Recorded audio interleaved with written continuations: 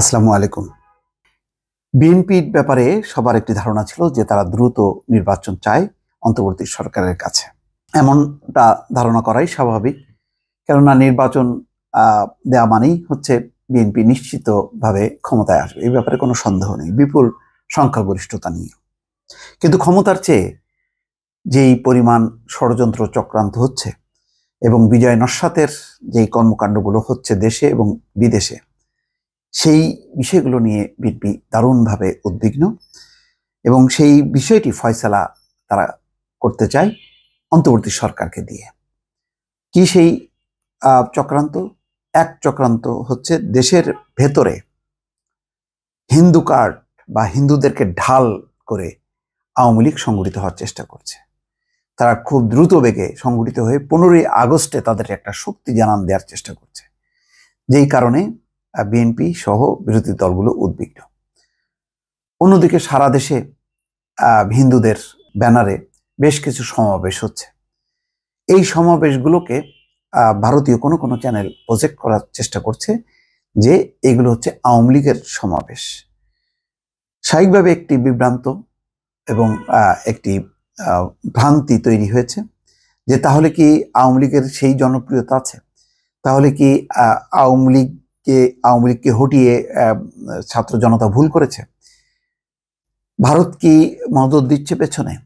এর কারণ আছে, কেননা শেখ হাসিনাকে প্রথম দফায় তাদের অবস্থান ছিল এই যে তিনি দ্রুত বেগে এই দেশ ছাড়বেন, অন্য কোনো দেশে যাবেন। কিন্তু দেখা যাচ্ছে যে না, তাকে অবস্থানের ব্যাপারে বিজেপি এবং কংগ্রেস দুই পক্ষই একমত যে শেখ হাসিনা এবং আওয়ামী লীগের সঙ্গে যে সম্পর্ক, তাতে অতিথি হিসাবে সে যতদিন থাকতে চায় তিনি থাকবেন, তাকে মানে কোনো প্রেশার দেওয়া হবে না যে দেশ ছাড়তে। এটুকুই শেষ না, উল্লেখযোগ্য বিষয় হচ্ছে তিনি ইতিমধ্যে শেখ হাসিনা ভারতে বসে রাজনৈতিক তৎপরতা শুরু করেছে। বিভিন্ন অডিও বার্তা দিচ্ছেন, নেতাকর্মীদেরকে নির্দেশনা দিচ্ছেন ঢাকায় সংগঠিত হওয়ার জন্য। তিনি বার্তা দিচ্ছেন যে তিনি পালিয়ে আসেননি, তিনি স্বেচ্ছায় এসেছেন রক্তপাত এড়ানোর জন্য, এবং এমন রক্তপাত তিনি চাননি। অর্থাৎ পুলিশের উপর দায় চাপিয়ে দিয়ে তিনি আরো উদারতার পরিচয় দিয়ে তিনি দেশ ছেড়েছেন, এমন একটি প্রচার করা শুরু করেছে। ভারত উদ্বিগ্ন স্বাভাবিকভাবেই।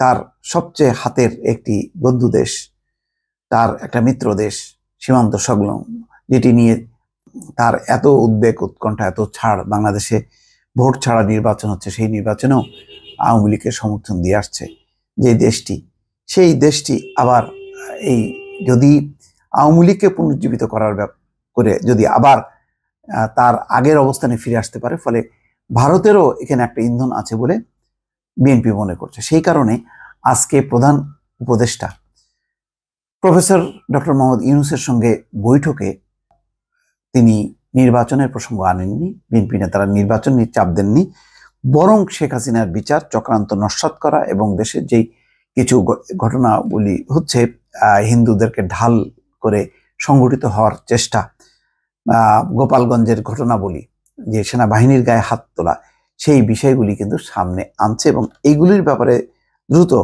পদক্ষেপ নেওয়ার জন্য দাবি করছে। বিএনপি নেতারা বিকাল 4টায় শুরু করেন যমুনাতে বৈঠক, 4:50, তার মানে 50 মিনিট তারা বৈঠক করেছেন এবং বলেছেন বিএনপি মহাসচিব, এই সরকারকে সহায়তা করা প্রতিটি দেশপ্রেমিক মানুষের কর্তব্য। আজকে দুর্ভাগ্যজনকভাবে সেই মহলটি যারা বাংলাদেশের মানুষের অধিকারকে হরণ করে নিয়েছিল, তারা পালিয়ে গিয়ে ভারতে অবস্থান নিয়ে বাংলাদেশের জনগণের বিজয়কে নস্যাৎ করার চক্রান্ত শুরু করেছে। তিনি বলেন, এত হত্যা নির্যাতন নিপীড়নের পর ওই দলটি আবারও বিভিন্ন রকম কথা বলছে, যা বাংলাদেশের মানুষের স্বার্থের বিরুদ্ধে। আমরা মনে করি অন্তর্বর্তীকালীন সরকারকে এই বিষয়ে পদক্ষেপ নিতে হবে। সরকার অবশ্যই সব রাজনৈতিক দলের সঙ্গে কথা বলবেন, কিন্তু কোনো হত্যাকারীর সঙ্গে না। যারা ছাত্র, শিশু, রাজনৈতিক নেতাদের হত্যা করেছে, তাদের বিরুদ্ধে জনগণ আছে। এই ব্যাপারে সরকারকে সর্বাত্মক সহযোগিতা করতে হবে। সম্ভবত আওয়ামী লীগ পুনর্গঠন হইতে পারে, আওয়ামী লীগ নিষিদ্ধ না, এই কথাটি একজন উপদেষ্টার মন্তব্যে হয়তো আহত হয়ে এমন একটা বক্তব্য দিয়েছে। অন্যদিকে দেখা যাচ্ছে যে আজকে ঢাকা বিশ্ববিদ্যালয়ে ব্যাপক বিক্ষোভ হয়েছে শেখ হাসিনার বিচারের দাবিতে, এবং সেখানেও বলা হয়েছে যে হত্যাকারীদের সঙ্গে কোনো আপোষ নয়। এক প্রশ্নের জবাবে মির্জা ফখরুল বলেন, নির্বাচন নিয়ে আমরা কোনো কথা বলিনি, আমরা আগেও বলেছি নির্বাচনের জন্য উপযুক্ত পরিবেশ তৈরি করতে নির্দিষ্ট একটা সময় লাগবে। আমরা তাদেরকে এই সময়টা অবশ্যই দিয়েছি, আর আমরা তাদের সব বিষয়ে সমর্থন দিয়েছি। ফখরুল বলেন, আমরা বিভিন্ন বিষয়ে আলোচনা করেছি, দেশের বর্তমান পরিস্থিতিতে কি কি করা যায় সে বিষয়ে মতামত দিয়েছি, তারাও কি কি করতে যাচ্ছেন সে বিষয়ে শেয়ার করেছেন। আজকে ডক্টর খন্দকার মোশাররফ ছাড়াও ব্যারিস্টার জমির উদ্দিন সরকার, মির্জা আব্বাস, ডক্টর আব্দুল মঈন খান, নজরুল ইসলাম খান, আমির খসরু মাহমুদ চৌধুরী, সালাউদ্দিন আহমেদ ও বেগম সেলিমা রহমান তারা উপস্থিত ছিলেন। পরিষ্কার এখন নির্বাচনের চেয়ে এখন 15 বছর যাবৎ বাংলাদেশের বিভিন্ন ক্ষেত্রে শক্ত হয়ে ঘাঁটি গেড়ে বসে থাকা আওয়ামী লীগ তার অবস্থানের বিরুদ্ধে এখন বিএনপির যেই তত্ত্বাবধায়ক সরকার বা অন্তর্বর্তী সরকারকে সাপোর্ট করে একটি পরিবেশ তৈরি না করা পর্যন্ত বিএনপিও সংশয়মুক্ত হতে পারছে না যে একটা ভালো নির্বাচন হবে, যে এই নির্বাচনে সবাই অংশগ্রহণ করবে। দর্শক ভালো থাকবেন, আল্লাহ হাফেজ।